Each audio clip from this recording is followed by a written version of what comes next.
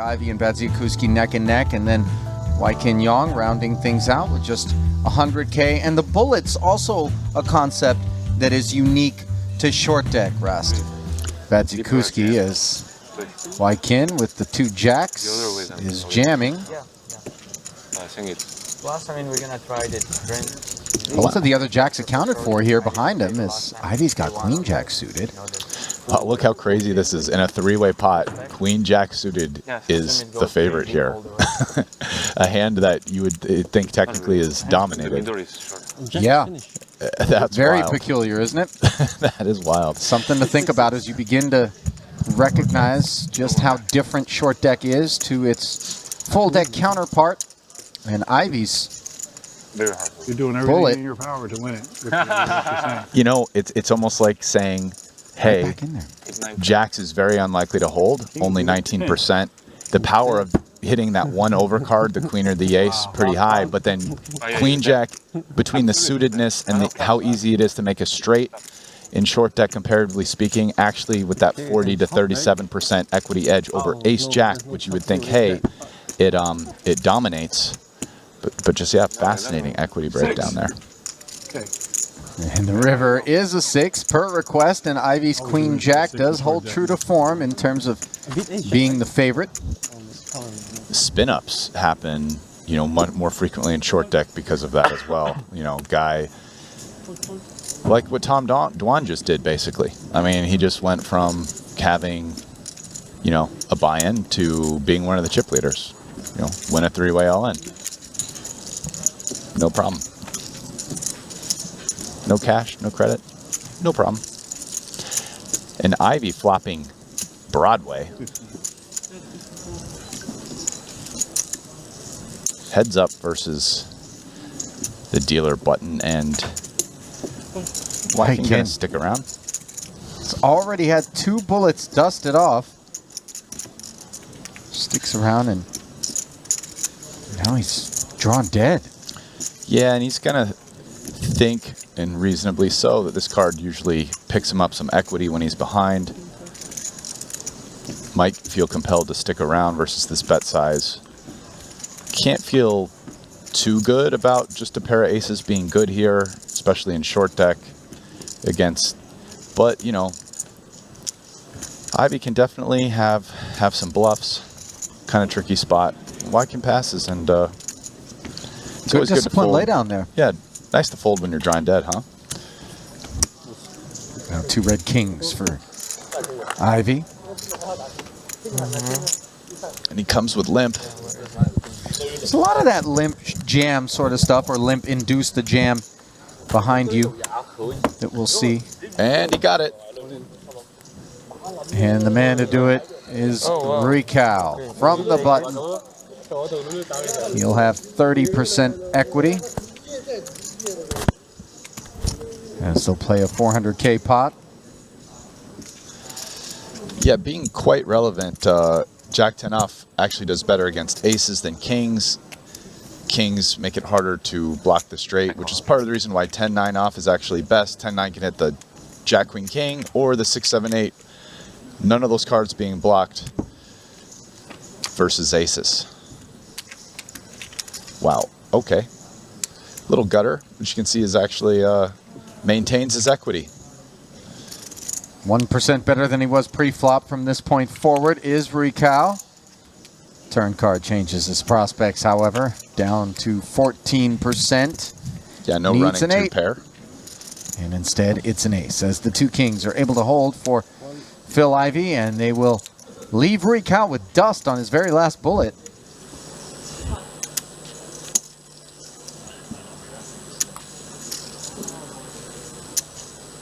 Elton welcomed with an ace-king, and Santi Jiang's got the same kit behind him. And you see these ace-kings love to limp and induce.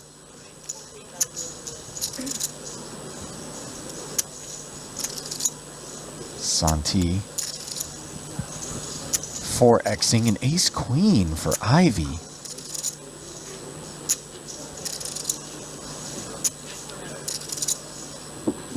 The equities feel wrong here, Rast. Well, yeah, because It's for the ace the outright kings victory. chop so much. Yeah, Yep. this is the outright victory equities. But, you know, if you add that up, you got 35. The 65% of the time, should it be a three-way all-in, which it probably will be, the ace kings chop. So they chop 65% of the time, and these are the outright win percentages.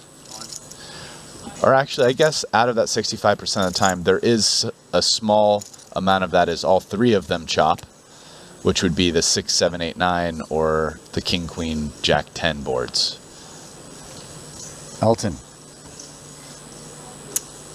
looked up at Ivey's jam, which is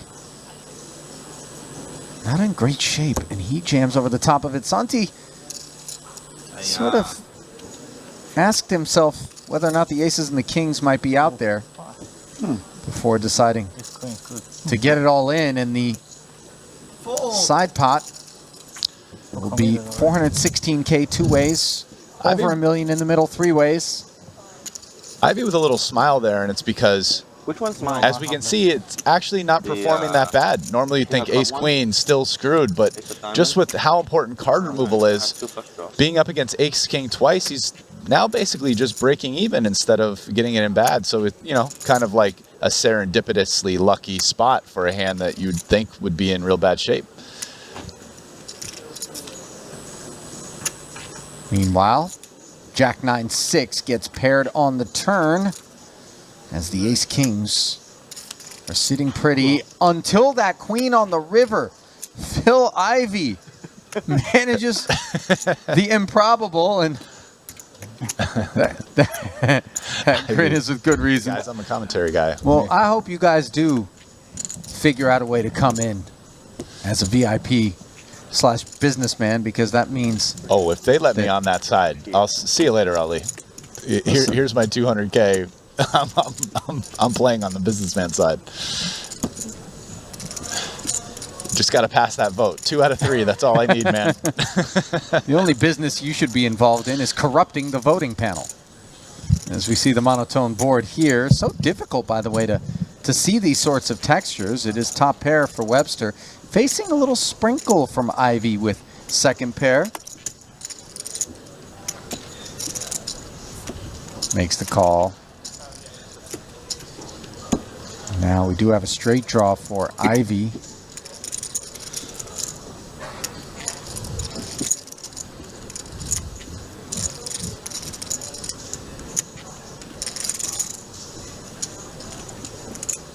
Whereas we might get a little bit more conservative in long deck in these spots with the monotone flops, we can fire a little bit more comfortably.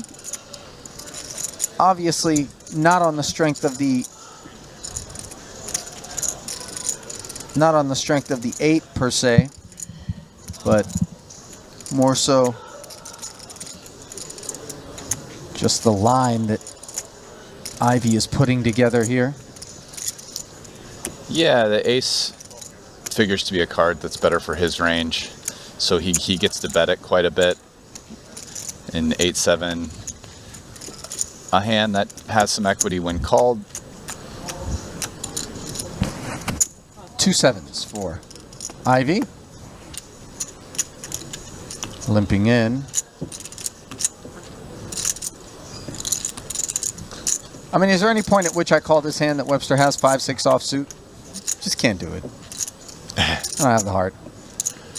But the ace-6s of the world are not particularly strong in short deck, Rast. No, he's basically taking a weak offsuit ace and kind of turning it into a bluff off the strength of the ace blocker. And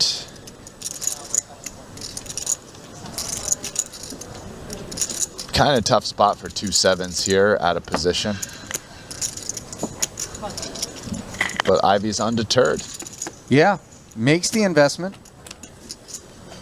And we'll look up at ace 8-7 flop. This one's interesting, as Webster's got top pair And the gutter. Ivey has bottom set.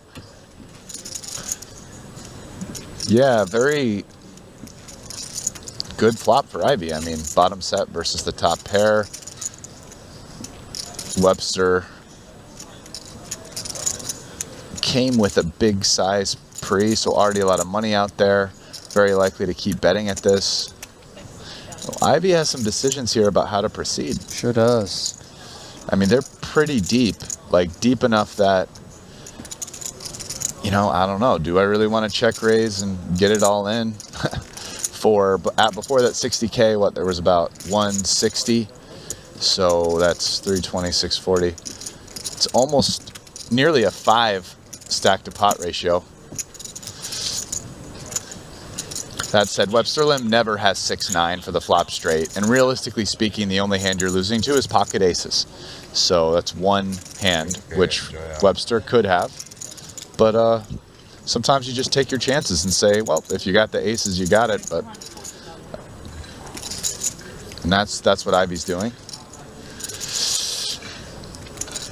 And then even against those kind of suited combo cards, that perhaps with some modest frequency, Webster is going to be raising pre. And here, if after Ivey Webster opens the thinks pot, that Ivey's making a move here a lot, he might, you know, because he has a gutter to go with it in case he's wrong, right? It's not like, in some ways, this hand is better than ace-king, because Ivey's kind of repping hands that can probably beat ace-king, ace-queen here, saying let's play for stacks.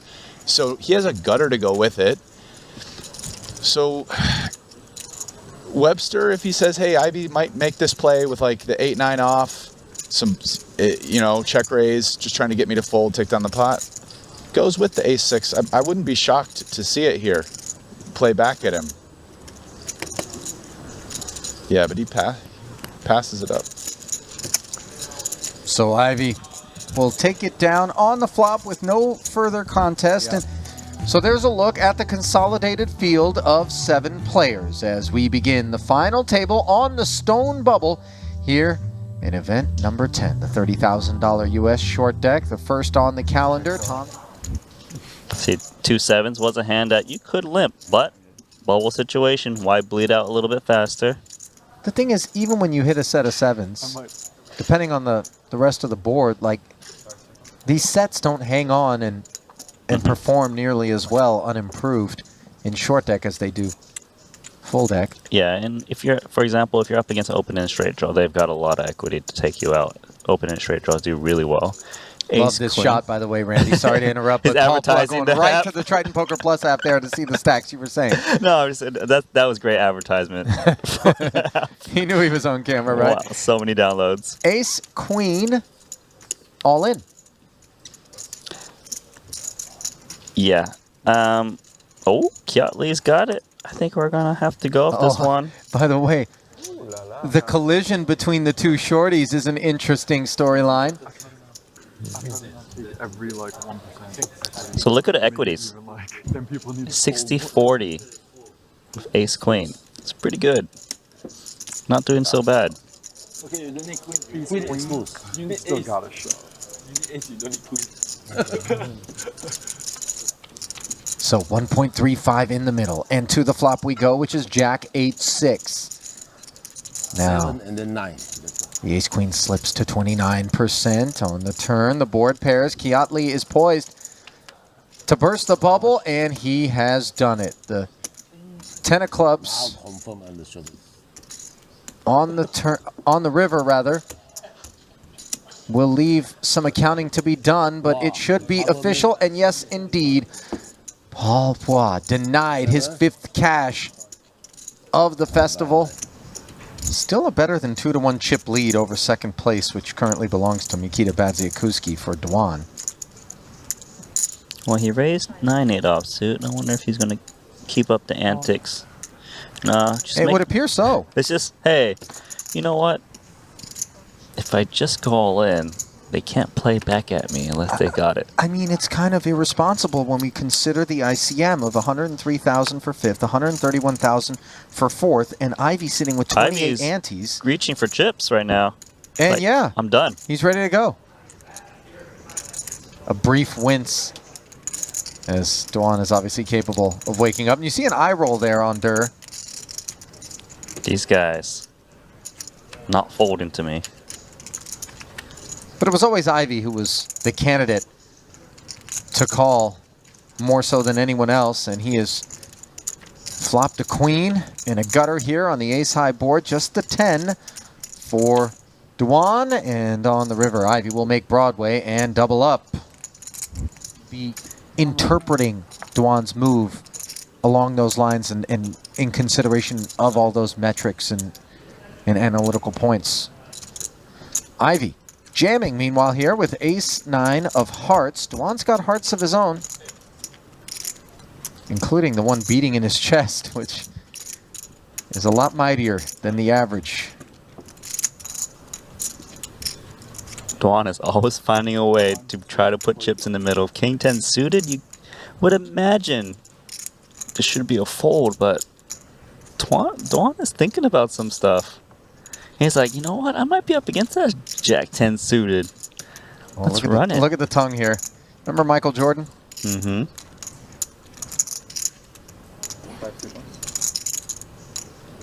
Let's try and put the pain on Ivey. This would be one heck of a call. Pre-flop. One player to act behind him, which is important. He probably knows that Greenwood won't overcall third, even with a hand like ace-king, I think. So maybe he's like, okay, I don't got to worry about Greenwood.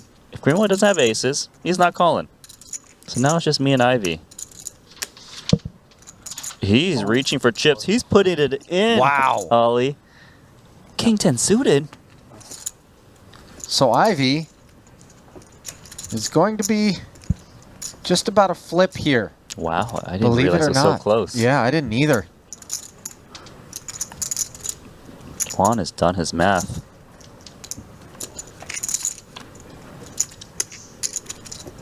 And a 10 in the window favors Duan as he makes the pair. Ivey with the gut shot on the Jack 7-10 board, and now aces for Ivey.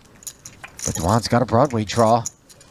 Instead, it is a 9 on the river. Aces up for Phil Ivey, and if he seems stoic and motionless, that's because he's not going anywhere. Double up one more time through Tom Duan for Phil Ivey. When I was a kid. You're from Australia. How is it possible that a country full of water babies? You know, right now you're exposing me right now. I don't feel very well right now. Well, Tom Duan might not be feeling too well momentarily as Phil Ivey is looking to expose two jacks to an ace-king. Duan does have Ivey covered going into this one, but just barely. Yes, this could be the... And this is flippy here. This is very flippy. Oh, and the ace now could complete the demise of Tom Duan.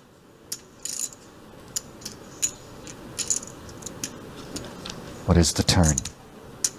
It is a king, and despite improving Ivey's hand to 2 pair, it does provide Duan 4 new outs in the form of queens. 5 million chip pot, and the river is no help to Tom Duan, who is left with vapors. 145,000 when the dust settles, as Phil Ivey will emerge the overwhelming chip leader. I think a lot of guys wouldn't take that spot. But, you know, it's the way Tom plays. And that's how he got to the big stack, right? Pre-bubble was going for it. And notice Ivey doesn't waste any time. Newly minted as the chip leader. Blasts, and now Duan decides King 7 offsuit is worthy. Yeah, and I think Greenwood's laying down this ace queen. Yeah, he doesn't want to, but just... I mean, he's thinking about it, though. No. But this is a ton of chips. I'll tell you what, it is the kind of spot where if all of a sudden he makes this call and ends up doubling through Ivey and showering Duan with 4 left, he is a huge favorite to win this thing. Yes, and that's definitely crossing his mind. He probably thinks, man, I'm dominating Greenwood Ivey so often in his spot. But if I'm up against Jack 10, that's a disaster. If I'm up against King Jack, laying it down. Yeah, he said call and I win the tournament. Call and win the tournament. What was it? You win tournament. If I was suited, I might have called. Ace queen off.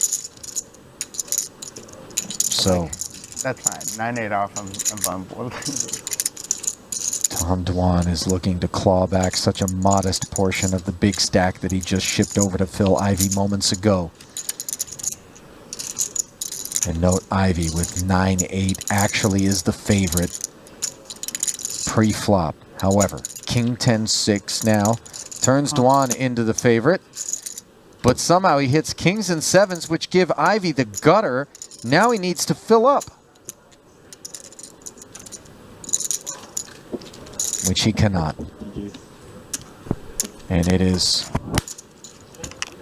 the completion of a real tailspin here.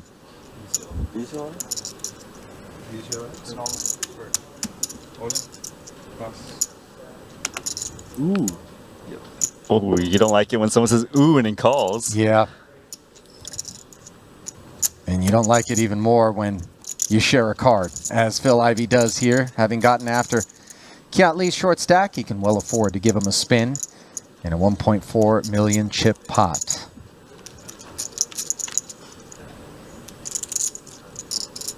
King Jack 9. Both players with the gut shot straight draw. Of course, Kiat Lee with top pair well in front here.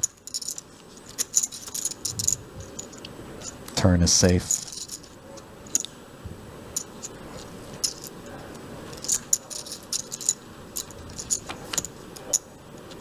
But the river is the 10, so the chop comes in for Phil Ivey as Kiat Lee's thinking.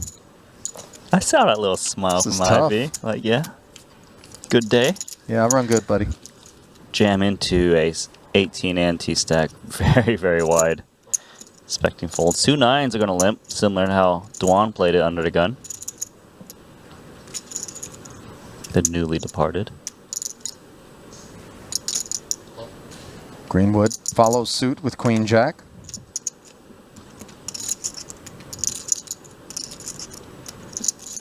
Maybe a 4-way limp pot potential here. Unless Badziakouski wants to get out of line, but I don't think so. It would be a little bit too risky to make a play at all these limps with Kiat Lee sitting on less than 20 antes here.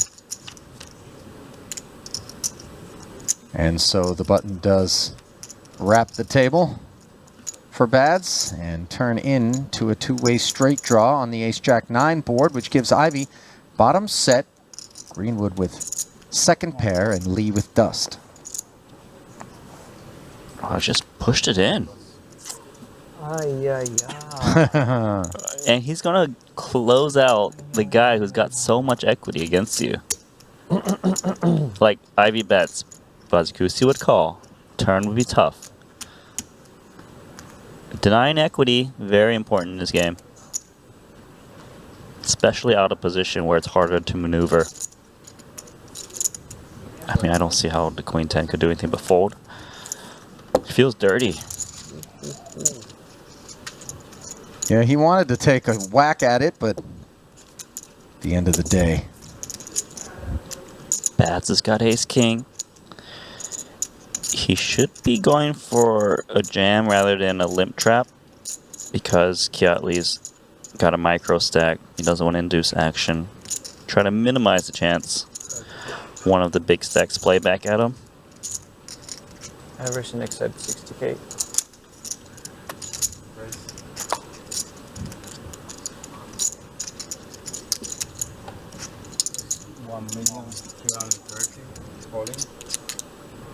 Ivey going for it, actually behind. So the ace-queen is going to be a dog against the ace-king. Bad news for Ivey. Great news for Badziakouski, who really did require a good amount of hand to be willing to risk things against the likes of Greenwood and Ivey with that Kiat Lee short stack still out there. Yeah, 28% chance to win for Ivey, 10% tie. And he's flopped top 2 pair. Jack.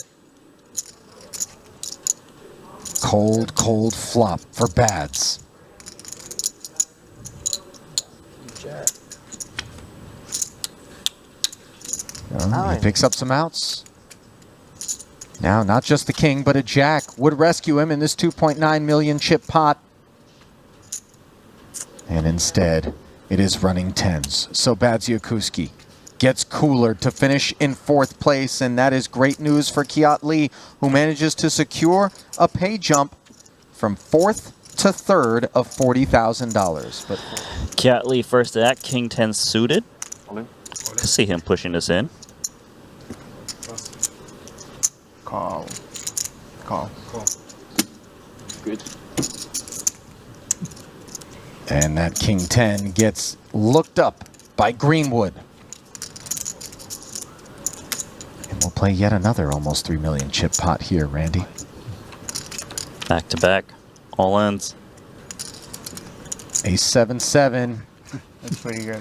And Greenwood is very poised to take back the chips he lost a pot ago, along with the remainder of Kiat Lee's stack.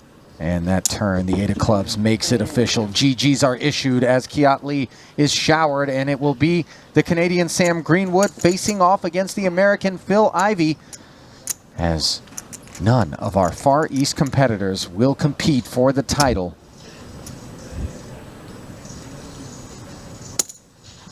Stick to the limping strategy for Ivey. Jack 8. Enough of a hand for a check.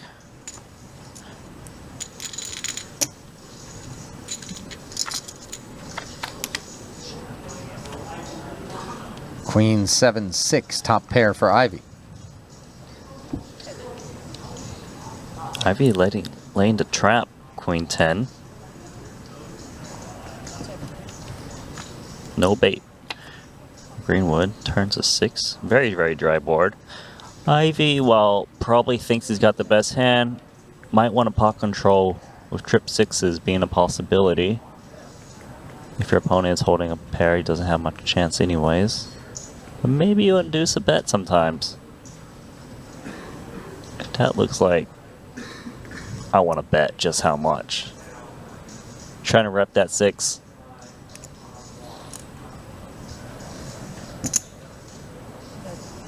$160 into this 240. You can see he's kind of going a little bit more sizable, knowing that if he wants to represent that strong of a hand, you'd want to bet bigger. Gets called.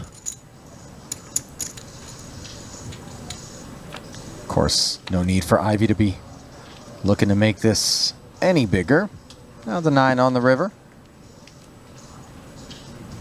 Queen 10, fairly vulnerable against the any 2 range of Greenwood on the button. Small factor holding the 8 is you do block ace 8. That might check call a turn bet. I wouldn't think Greenwood would expect to be up against 10-8. 10-8 wouldn't really be check calling. If he wants to bet, he's probably going to opt for a bigger sizing, trying to continue the story of having trip 6s. And he's doing that. Wow, it's like exactly pot size. Ivey, gotta remember, last time he called roughly pot size, he was wrong against the 10-8 straight. And there is no obvious draw out there. So it seems credible, but Ivey's usually one step ahead. 560K. We already saw Greenwood put an overbet of over 900,000 out there on a prior occasion. This not an overbet, but certainly a big one. Yeah, it's actually a very tough spot, because the 9 would give showdown value to those obvious draws like the 8-9, 10-9. That might take a stab on the turn. We've got the history from the prior hand. When he hero called in was wrong, with a queen as well. Lots to think about. The fact that Ivey didn't bet any street may make it seem like he's more likely to be holding a middling pair, like a 7.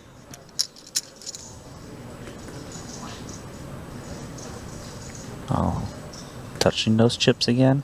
trying to make a decision.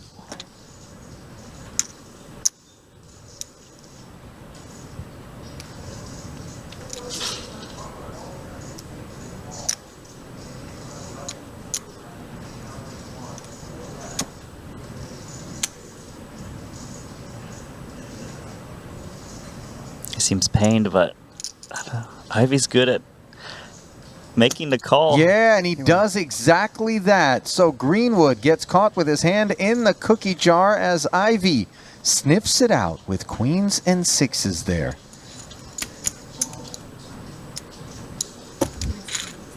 Vegas-esque and then some.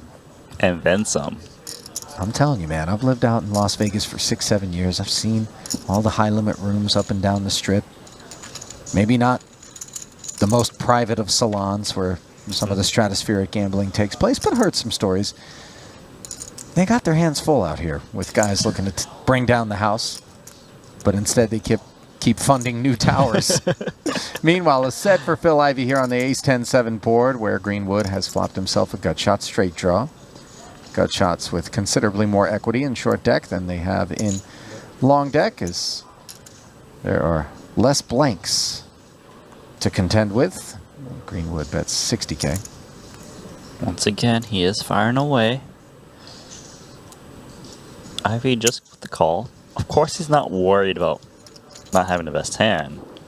He just thinks that if he raises, he's just going to blow off way too many hands. Jack of Hearts is pretty wet.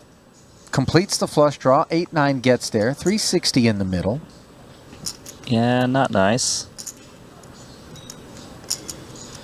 Greenwood with some showdown value. Beats 10x, beats 7x. Trying to get to a river safely. Ivey, mid-set, drawy texture. You don't want to let someone get a free card. Oftentimes you're going to throw a bet out there. Charging those one pair heart draw hands. Can name so many of them.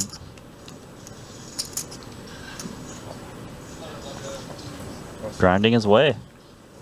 Greenwood just check folding despite improving so much. Yeah, you need to think about not just the absolute strength of your hand, just how your hand fares against the action and your opponent. For Ivey to barrel at him on the river with a whole host of hands. Yeah, so, you know, and heads up, you need to look for spots to win some chips. Sometimes it may seem unconventional, your line, but not everyone's trying to win every single pot in heads up, knowing that the distribution needs to be fair.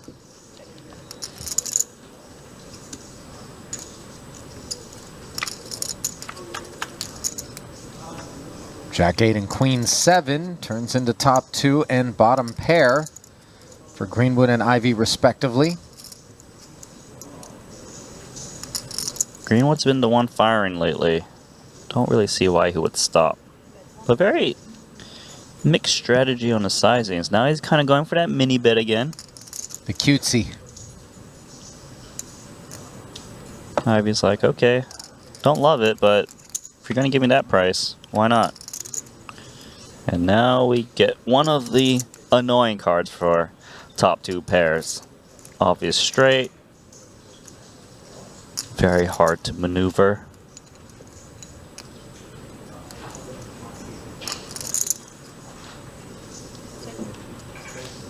Does Ivey decide to turn his 7 into a bluff? Try to rep that straight? Yes, he does. You smelled it. I think for this sizing, you probably get a crying call from Greenwood, but that doesn't mean that Ivey's going to shut down. With someone to play passively on the turn, does kind of look like maybe Greenwood's sitting on a weak 2 pair, 1 pair occasionally.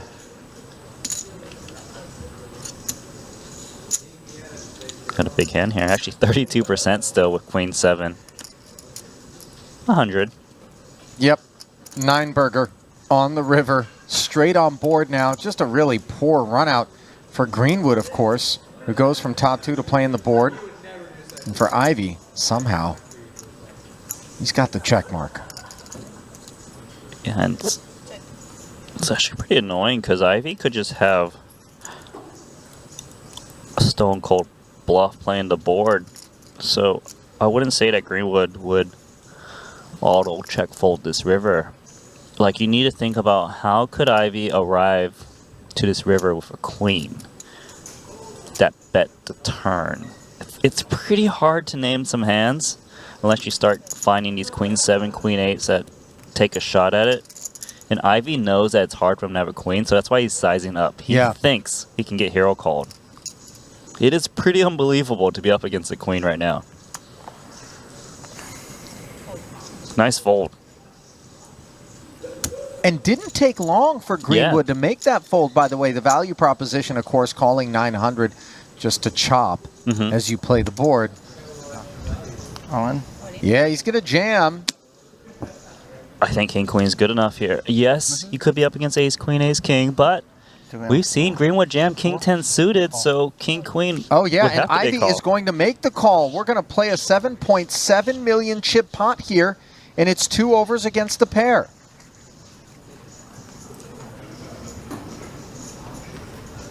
So all of the jabs have given way to a big blow on the flop. Queen, queen, 8. And Ivey has Greenwood in a world of hurt. 10. Even if Greenwood were to fill up with a jack of clubs, Ivey would draw live with that king of clubs to a flush. No club on the turn, however. Greenwood did pick up a straight draw, and instead Ivey makes quads on the river. And with that card, Sam Greenwood finishes in second place, and Phil Ivey is your event number 10 champion, picking up his 3rd Triton title. How about that?